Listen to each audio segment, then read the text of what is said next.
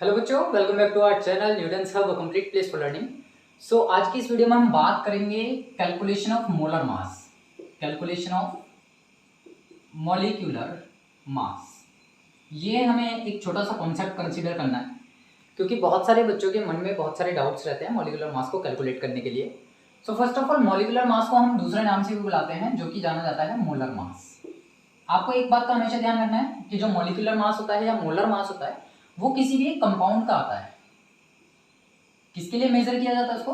Compound के लिए हम इसको कैलकुलेट करते हैं। और ये जो कंपाउंड होते हैं वो दो तरीके के हमने पढ़े हैं, compounds of elements and compounds of molecules.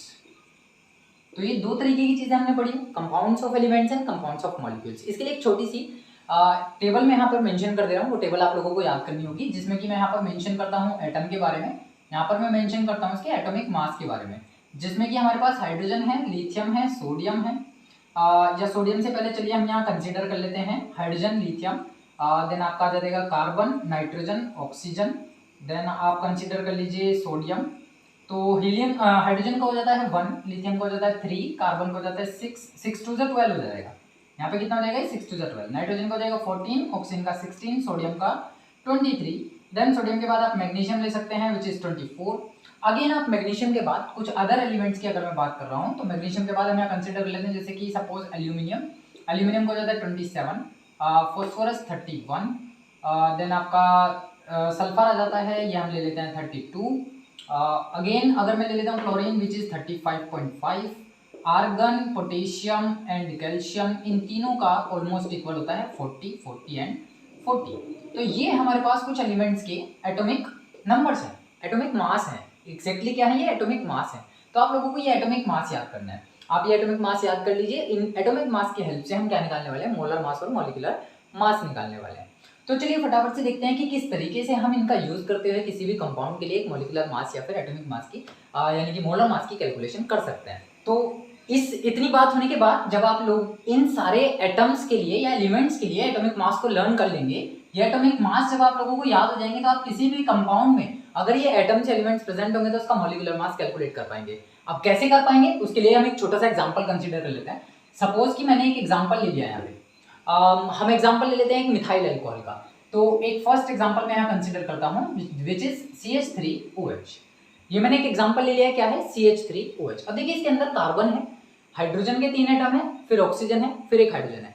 तो मॉलिक्यूलर मास निकालने का फंडा ये कहता है कि आप सारे ही एटम्स या एलिमेंट्स के एटॉमिक मास को क्या कर दीजिए?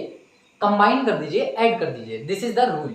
तो ये रूल को आप फॉलो करेंगे। तो देखिए कार्बन का जो एटॉमिक मास है मुझे मालूम है, अकॉर्डिंग टू दिस कितना है? 12 है, 12 है। हाइड्रोजन मेरे पास टोटल है 3, तो मैं 3 इंटू क्या कर दूंगा? 1, क्योंकि मुझे इंडिविजुअल ईच एटम के एटॉमिक मास को ऐड करना है।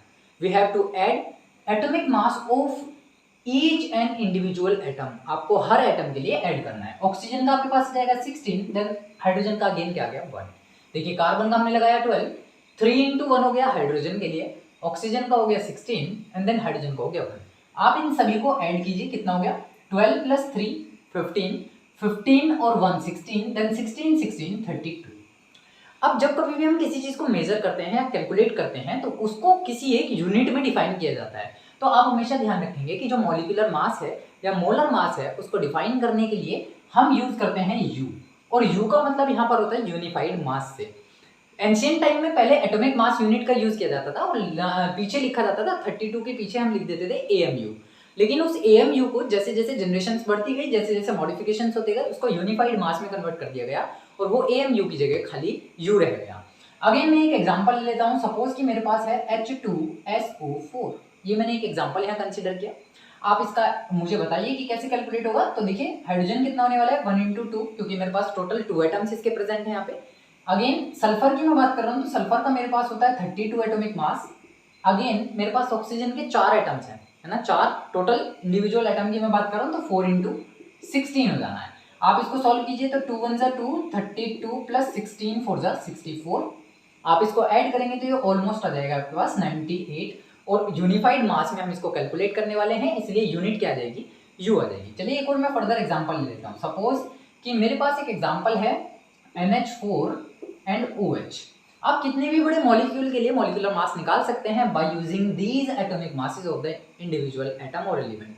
तो नाइट्रोजन का अगर मैं बात करता हूँ, नाइट्रोजन के होते हैं मेरे पास 14, हाइड्रोजन का कितना होने वाला है 4 × 1 रहने वाला है, क्योंकि टोटल 4 एटम मेरे पास है यहाँ पे, और हाइड्रोजन के एक एटम का एटॉमिक मास होता है 1, तो 4 का हो गया 4 × 1। अगेन ऑक्सीजन का हो गया 16 एंड देन हाइड्रोजन का हो गया 1। आप इसको सॉल्व कीजिए तो 14 + 4 + 17 हो जाएगा टोटल। आप इसको ऐड करेंगे तो 14 और 4 कितना हो गया 18, 18 और 17 ये टोटल हो गया 35U। तो NH4OH का कितना आ जाने वाला है 35U। तो इस रूल को फॉलो करते हुए, इस पैटर्न को फॉलो करते हुए आप किसी भी कंपाउंड के लिए क्या निकाल पाएंगे, एटॉमिक मास, मॉलिक्यूलर मास निकाल सकते हैं किसी भी एक कंपाउंड का, किसी भी एक मॉलिक्यूल का। तो अगर ये कॉन्सेप्ट समझ में आया हो, वीडियो पसंद आई हो तो वीडियो को लाइक कीजिएगा, शेयर कीजिएगा, सब्सक्राइब कीजिएगा अगर आप चैनल पर पहली बार आए हैं।